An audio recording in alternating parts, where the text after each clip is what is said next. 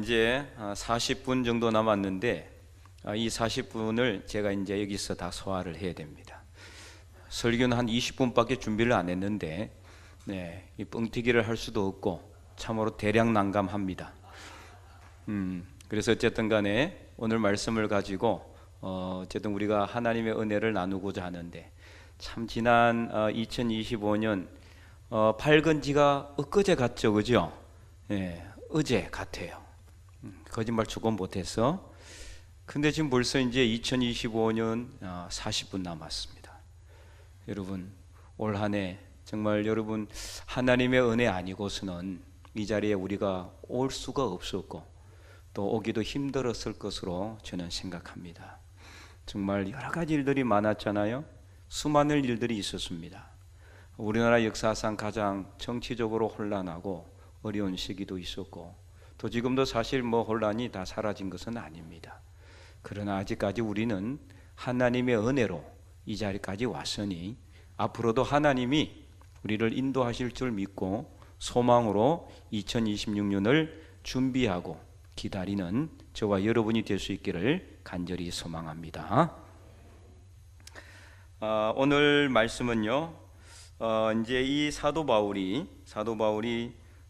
이 고린도 교회에 이제 편지를 하면서 이렇게 하는 말 중에서 아주 중요한 이 말씀이기 때문에 한 절만 가지고 제가 은혜를 나누고자 합니다. 늘 한 해를 마감하면서 이 자리에 서면은 이제 감회가 새롭고 또 잘했던 일들보다 잘 못했던 일들이 떠오르기도 합니다. 그래서 늘 하나님께 죄송스러운 마음이 들기도 하죠. 그러나 이사야 43장 말씀처럼 이전 일을 생각한다고 해서 다시 돌이킬 수가 없잖아요. 옛날 일은 다 잊어버려야 됩니다. 생각하면은 가슴 아프고 왜 그랬을까 후회밖에 안 될 수도 있기 때문이죠. 그래서 우리는 새 일을 이루실, 새 일을 행하실 하나님을 바라봐야 된다. 오늘 말씀도 바로 그 내용이에요. 그런즉 누구든지 그리스도 안에 있으면 새로운 피조물이라 이전 것은 지나가서니 보라 새 것이 되었도다. 아멘. 참 이 예수님 안에 있으면은 다 우리가 새로운 피조물이요 새 것이 된다라는 말씀이죠. 그래서 올해보다는 내년이 더욱더 새롭게 되기를 원하고 또 내년보다 그 다음 해가 더 새롭게 되기를 원하고 그래서 하나님의 말씀처럼 우리의 육신은 날로 후패해져 가지만 우리의 속사람은 날로 새로워져 가는 거예요. 새로워져 가는. 왜요? 하나님이 우리와 함께 계시고 우리가 예수 그리스도 안에 있기 때문에 예수님 안에 있기 때문에 우리의 몸은 어쩔 수 없어요. 나이가 들면은 우리 오늘 장로님이 앉아 계시지만 장로님은 옛날부터 머리가 하얗다고 그러시니까 연세가 드셔서 하얗신 건 아니고 어쨌든 간에 나이가 드시니까 다들 어떻게 해요? 육신의 모습은 조금씩 주름살도 생기고 머리도 하얘지고 그렇게 될 수밖에 없죠. 그러나 예수님 안에 있으면은 항상 날로 새로워지게 된다. 이것이 바로 오늘 본문이 우리에게 주는 교훈이에요. 그래서 우리가 항상 예수님 안에 거할 수 있기를 바랍니다. 그러면 늘 우리 마음은 우리의 영혼은 청춘같이 독수리처럼 새롭게 되는 그날이 늘 우리에게 다가올 줄로 믿으시기 바랍니다. 자, 오늘 본문은 사실 이제 그 배경이 11절부터 시작이 돼요. 11절부터 쭉 시작되는 이 말씀 16절까지 내용을 간단하게 요약을 한다면은 바울이 자신이 사도직을 수행하는 것은 그리스도의 강권하시는 사랑 때문임을 천명하고 있으며 또 그러면서 자기는 이제 세상적인 기준으로 사람을 평가하지 않고 있다. 이것을 역설하고 있습니다. 그래서 16절 우리가 읽지는 않았지만 16절 전반절에 보면 이렇게 나와 있습니다. 그러므로 우리가 이제부터는 어떤 사람도 육신을 따라 알지 아니하노라. 아멘. 자, 이제 사실 우리는 이렇게 해야 되는데도 불구하고 어떻습니까? 사람을 겉모습 보고 잘 평가해요. 그죠?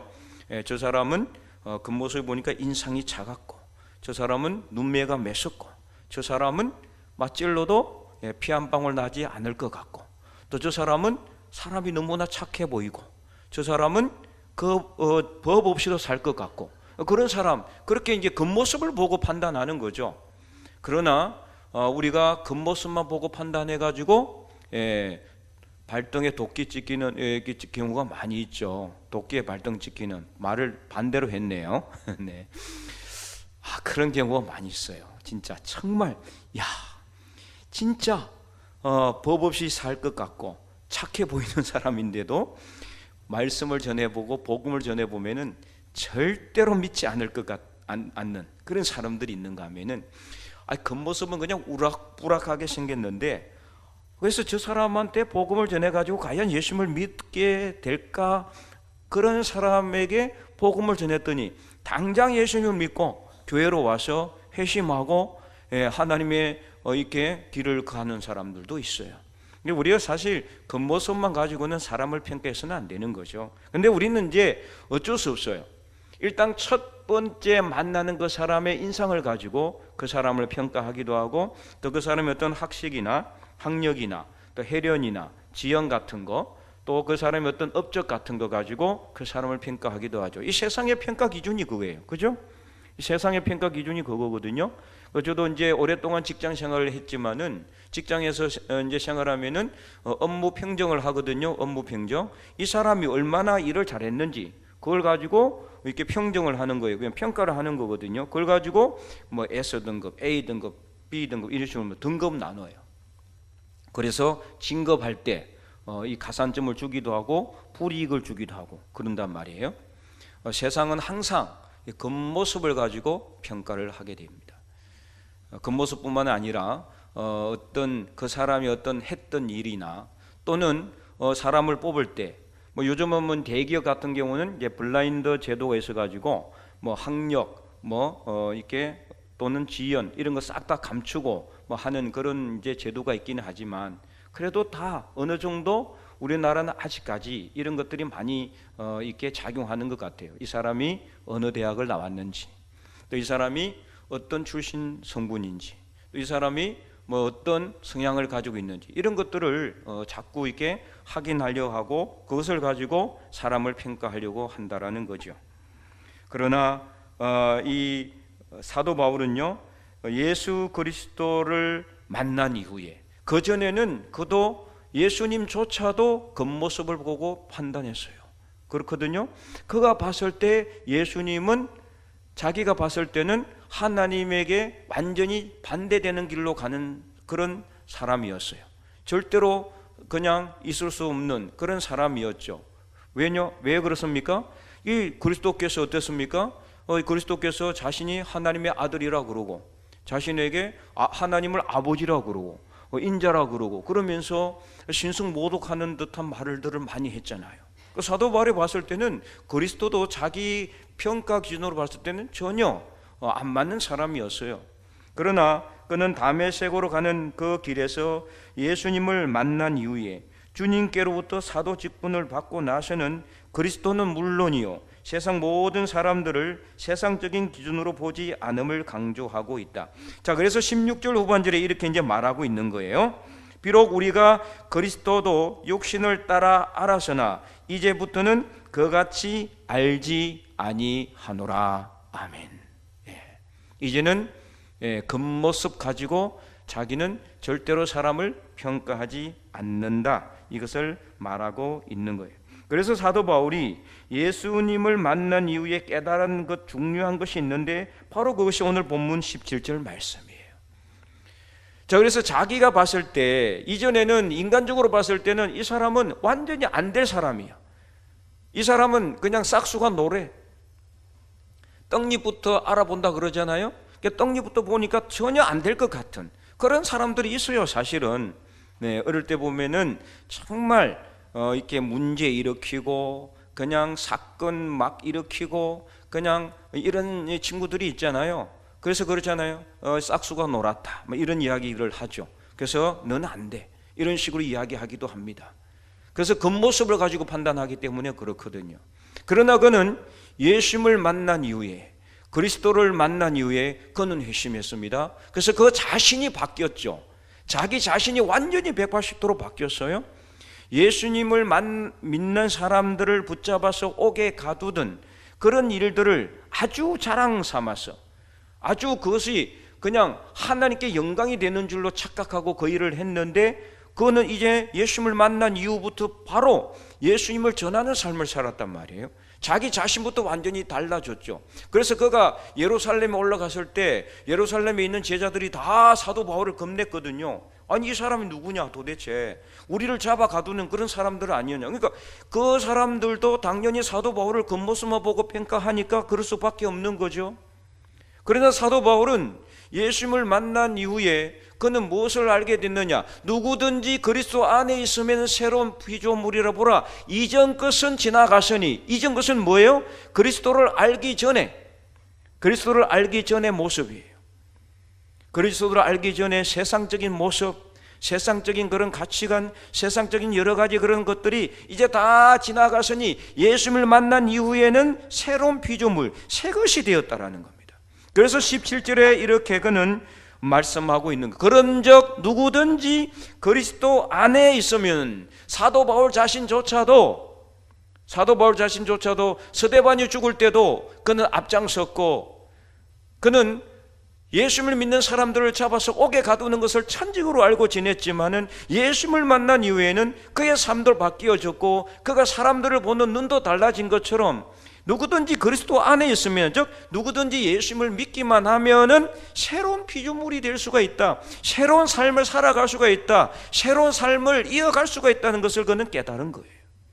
그래서 17절에 그는 이렇게 고백하고 있는 겁니다. 우리 17절 말씀 다시 한 번 더 큰 목소리로 한번 읽어볼까요? 그런즉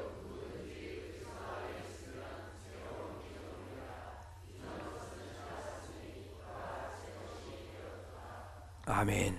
네. 그런즉 누구든지 그리스도 안에 있으면, 누구든지 예수님을 믿기만 하면은 새로운 삶을 살아가게 되고 새로운 그런 본성으로, 새로운 성격으로 나아갈 수가 있다. 이전에 세상의 모습들, 세상의 정욕과 세상의 욕심과 세상적인 가치관을 가지고 살아가던 그런 모든 것들이 바뀌어지게 된다는 것을 그는 깨닫게 된 것입니다. 그래서 여기서 그리스도 안에 있다라는 것은 예수님을 믿는 것을 의미하고요. 새로운 피조물에서 피조물에 해당하는 헬라어 크티시스라는 단어는 그리스도를 통해서 창조되는 새로운 본성으로 나오는 그런 인격을 의미해요. 그런 사람, 그런 존재를 의미하는 거죠. 그렇다고 해서 우리가 예수님을 믿고 사람이 완전히 이렇게 다른 사람이 되지는 않죠. 내 모습이 완전히 바뀌는 건 아닙니다. 그잖아요. 우리의 삶에 뭐가 바뀌는 거예요? 태도가 바뀌어요. 삶의 태도.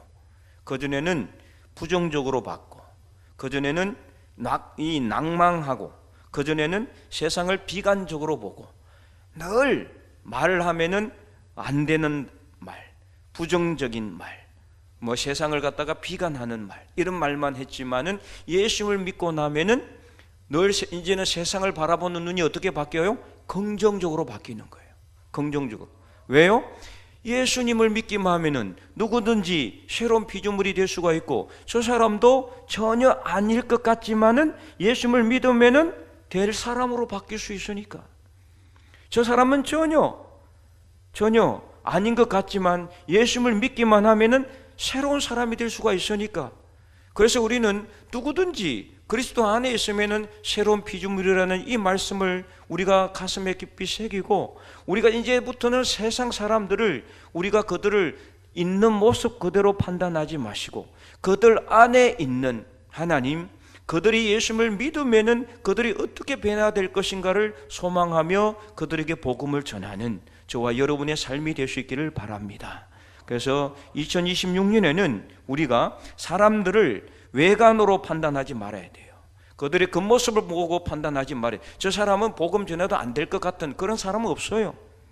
누구든지 듣든지 안 듣든지, 때를 얻든지 못 얻든지 복음 전하는 겁니다. 그런즉 누구든지 그리스도 안에 있으면 새로운 피조물이 될 수 있기 때문입니다. 그렇기 때문에 우리는 만나는 사람마다 복음을 전해야 되는 거죠. 그래서 가끔씩은 우리가 나도 모르게 우리의 연약한 모습이 드러나기도 해요. 사실은 예수 믿고 나서 이 예수 믿고 나서 저 사람은 완전히 180도 달라진 것 같지만은 그렇지 않을 때도 있거든요. 왜요? 우리가 항상 1분 1초도 쉬지 않고 그리스도 안에 있을 수는 없기 때문입니다. 때로는 세상의 죄와 세상의 욕심이 나를 힘들게 하기도 합니다. 예수를 분명히 믿었는데 자꾸만 세상적인 모습이 나에게 나타나기도 해요. 그래서 사도 바울은 로마서 6장에서 뭐라고 그는 이렇게 부르짖었어요? 오호라 나는 공고한 사람이로다. 누가 이 사망의 몸에서 나를 건져내랴. 그는 사도 바울은 그가 이 로마서를 쓴 것은 예수를 믿기 전이에요? 예수를 믿고 난 후에요? 예수를 믿고 난 후에요. 그래서 그는 로마서 6장까지 내용을 보면은요, 내 안에 두 가지 법이 있는 것을 그는 발견해요. 하나는 이 악한 법이에요. 그래서 이 악한 법이 선한 법을 늘 눌러가지고 자기를 이겨먹는 거예요. 자기는 착한 일 하고 싶고 좋은 말 하고 싶고 좋은 일 하고 싶은데 이게 만나고 사람을 만나다 보면은 자기도 모르게 나쁜 말이 나가고 안 좋은 말이 나가고 안 좋은 행동이 나가더라 이 말이에요. 그래서 자기 안에 이 두 가지가 있는 것을 그는 발견했어요. 악을 원하기를 원한 마음과 선을 행하기를 원하는 마음, 이 두 가지가 늘 충돌하는 것을 그는 깨닫게 된 거예요. 그래서 늘 자기가 가만히 있으니까 항상 이 악하게 되는 이 마음이 선하게 되는 마음을 늘 눌러 이기더라는 거예요. 그럼 어떻게 해요? 이 사망의 몸에서 누가 나를 건져낼 수 있느냐? 그때 그는 무엇을 깨달았느냐? 그가 성령님을 의지하였을 때, 예수 그리스도 안에 있을 때 생명의 성령의 법이 죄와 사망의 법을 완전히 이기고 그 자기 자신을 죄에서 완전히 해방하게 된다는 것을 그는 깨닫게 된 거예요. 그래서 누구든지 누구 안에 있으면은, 그리스도 안에 있으면은, 예수님을 붙들고 있으면은, 예수님을 믿고 있으면은, 예수님을 바라보고 있으면은 내 안에 있는 모든 나의 나쁜 자아들이 이 생명의 성령의 법에 눌려서 꼼짝 못하는 것입니다. 그러면 항상 우리는 예수 그리스도를 바라봐야 됩니다. 십자가를 바라봐야 됩니다. 예수님의 그 구원의 은혜를 늘 생각해야 됩니다. 그리고 그게 감사해야 됩니다. 이게 바로 그리스도 안에 있는 거예요.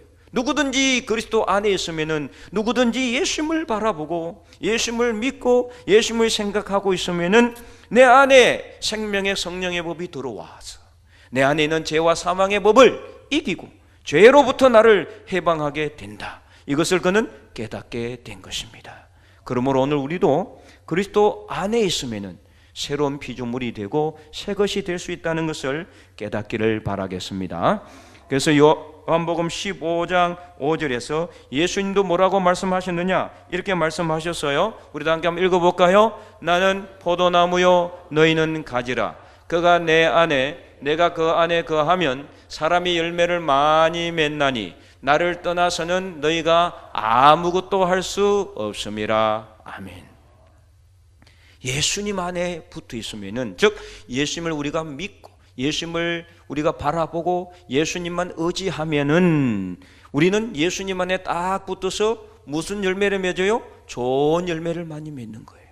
그런데 우리가 예수님을 바라보지 않고 세상 욕심을 따라가고 세상의 가치관을 바라보고 세상적인 삶을 살다 보면 어떻습니까? 좋지 않는 열매를 맺게 되는 거예요.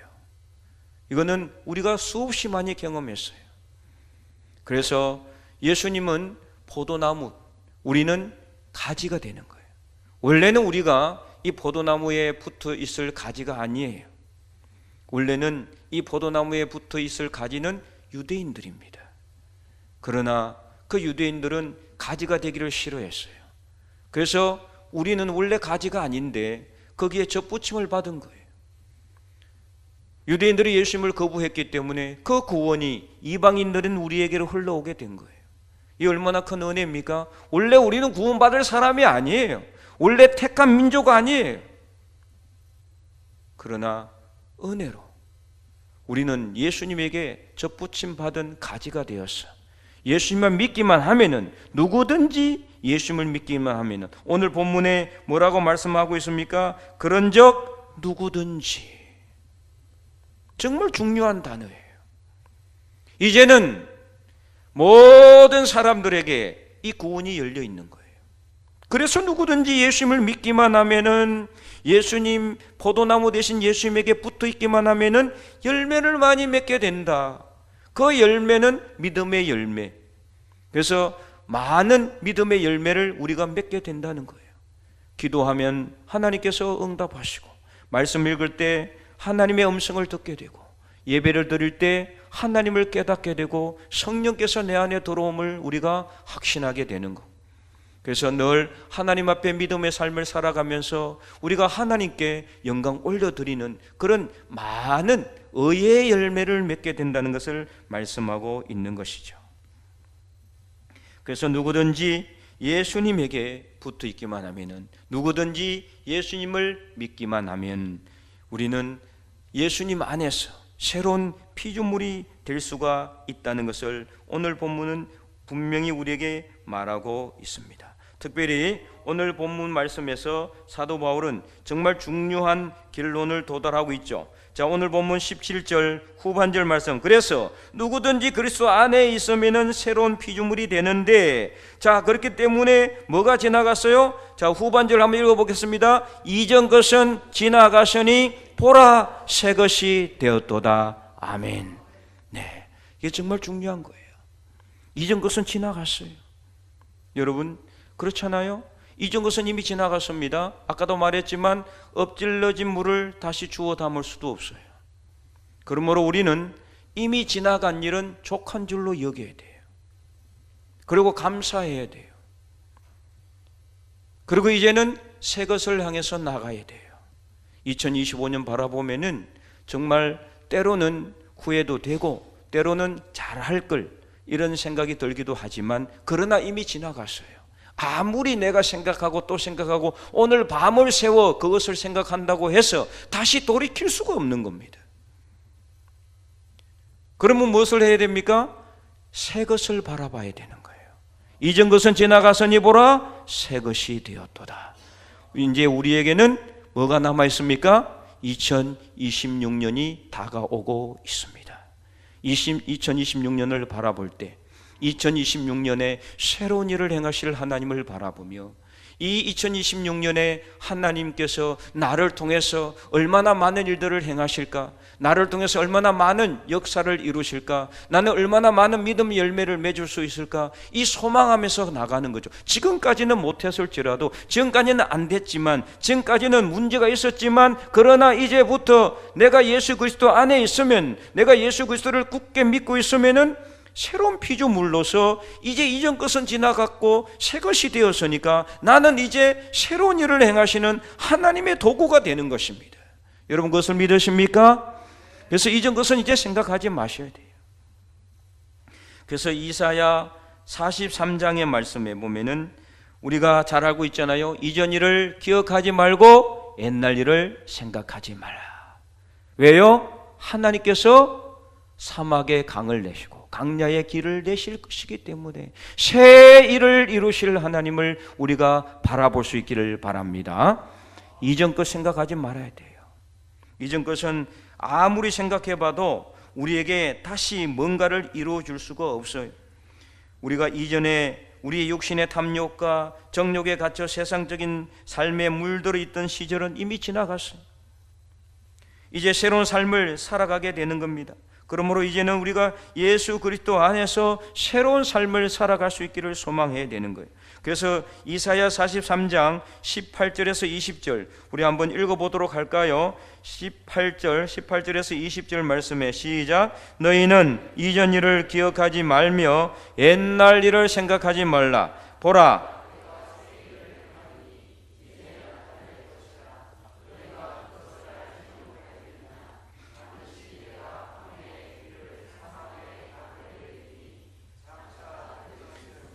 성령이와 타조도 나를 존경할 것은 내가 광야의 물을 사막의 강들을 내어 내 백성 내가 택한 자에게 마시게 할 것임이라. 아멘. 네, 하나님이 어떻게 하신다고요? 새 일을 이루시겠다고 하시잖아요. 여러분, 강야의 길을 내고 사막의 강을 내는 게 이게 가능한 일입니까? 평상시에는 이건 불가능한 일이죠. 어떻게 강야의 길을 낼 수가 있고 사막의 강을 낼 수가 있겠어요? 뭐 지금이야 뭐 불도저 가지고 뭐 만들면 못 만들 것은 없지만 당시 상황에서는 이는 완전히 불가능한 일이에요.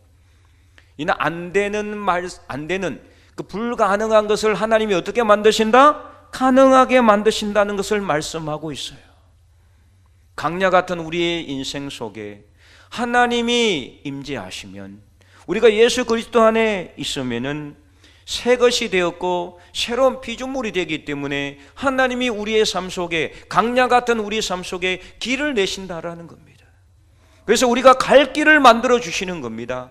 캄캄하고 어두운 길, 강야 같은 그 우리의 삶의 여정 속에 하나님이 함께 하신다면은 길을 내시는 거예요.